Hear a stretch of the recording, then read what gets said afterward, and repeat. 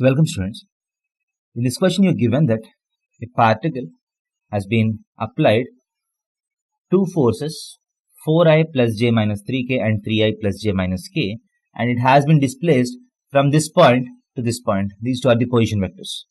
So if that is so, what is the work done on this particle? So we know that the formula for work done is nothing but force into displacement. Force into displacement, that is force vector. So if you write it in vector form, this is force vector dot displacement vector. Now it's given that on this particle these two forces are being acted.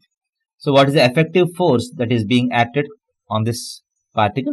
F1 plus F2, that is 7 times I plus 2 times j minus 4 times k.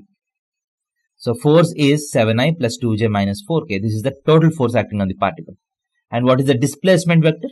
That is final position vector minus initial position vector. If this point is A and this point is B, the displacement vector is nothing but AB bar, that is B bar minus A bar. That is 4i plus 2j minus 2k.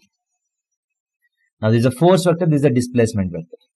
So work done is nothing but this dot this. So if you dot these two vectors, you get 28 plus 4 plus 8. That is 40 units. So the work done is 40 units. Thank you.